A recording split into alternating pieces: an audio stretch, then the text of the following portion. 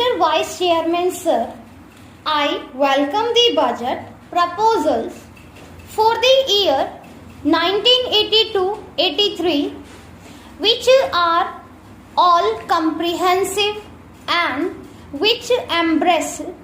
most of the development plans that we have envisaged for the establishment of a socialistic society in this country. In spite of the taxation and the introduction of fresh duties,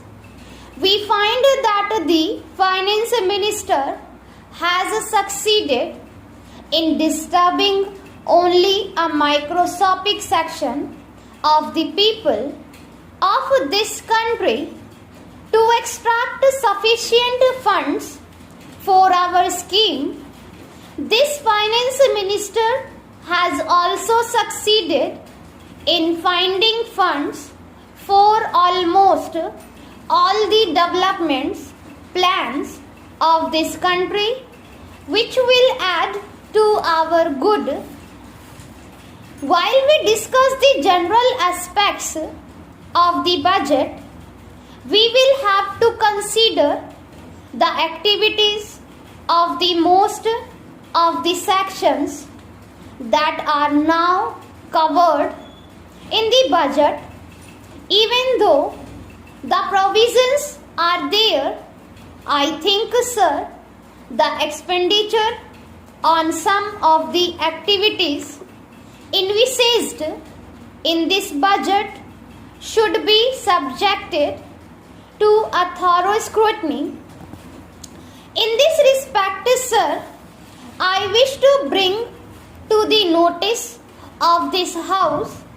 the special feature of the educational system of this country. Some of the members have mentioned something about the educational system of this country,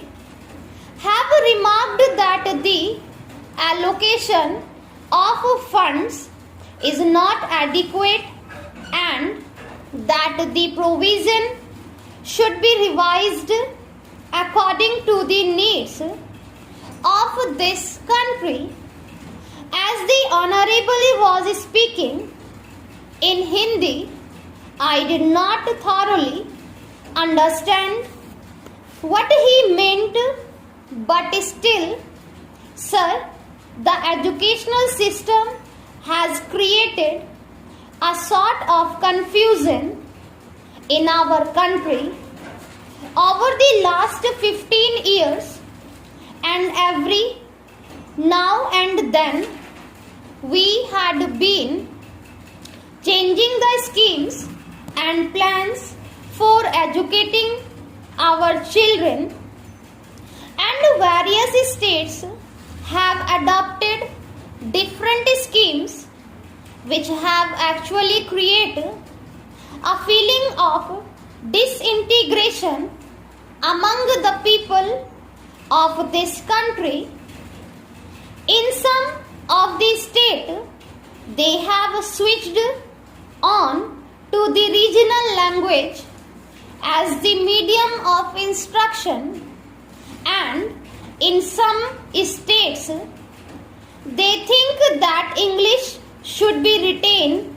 as the medium of instruction, but the people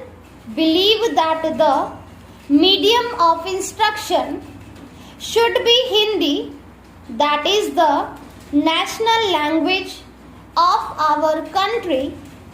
But, sir, the time is not yet ripe for us to switch on to Hindi, so as and when we find it feasible, we may switch on to our national language. But till that time, we will keep English as the medium of instruction in all educational institutions. Sir, the other day, the University Grants Commission submitted a report wherein they have mentioned that English should be the medium of instruction, at least in the colleges. Sir, it is my opinion that English should be retained in this country for years to come, till we find that we could translate all the essential books on science and technology, etc., into Hindi, which should be able to help us in educating our boys, especially in the technical institutions, thorough Hindi as the medium. Here, sir, some of the members have pointed out with regard to the introduction of different types of education in the same state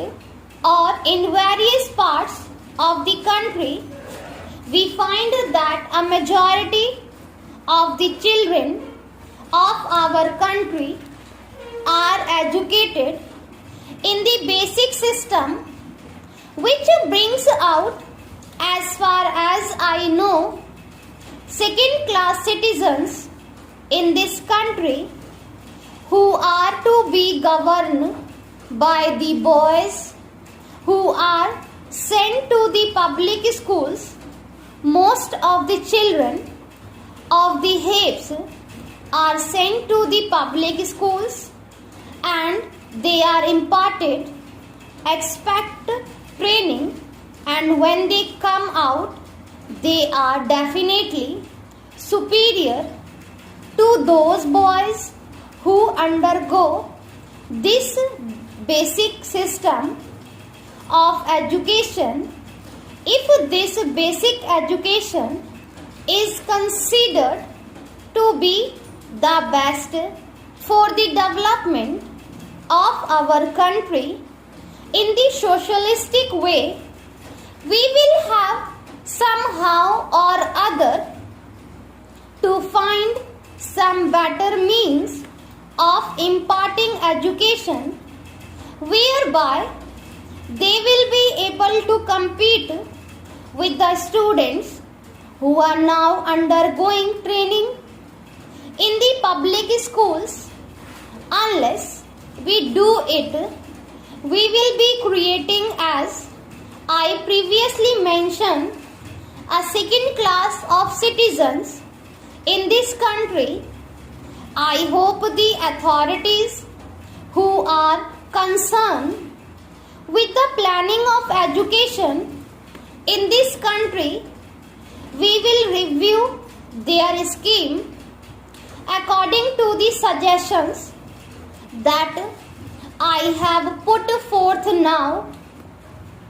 In the same way, sir, our country is mainly depending on our agriculture and industries for the development of our country economy, but the agriculturists are an ignorant section of our people who do not find, in spite of the development in that sector of our economy of high production, a better income as the industrial section is having in this country. The industrial section is fast improving and their standard of living has gone high. At the same time, in spite of the better production in the agricultural section, the agrarian population has not come at par with the industrial section of the society in the country. In the same way, industrial laborers are organized. Most of them are given so many benefits and advantages according to the legislation that is passed for the betterment of industrial laborers of this country.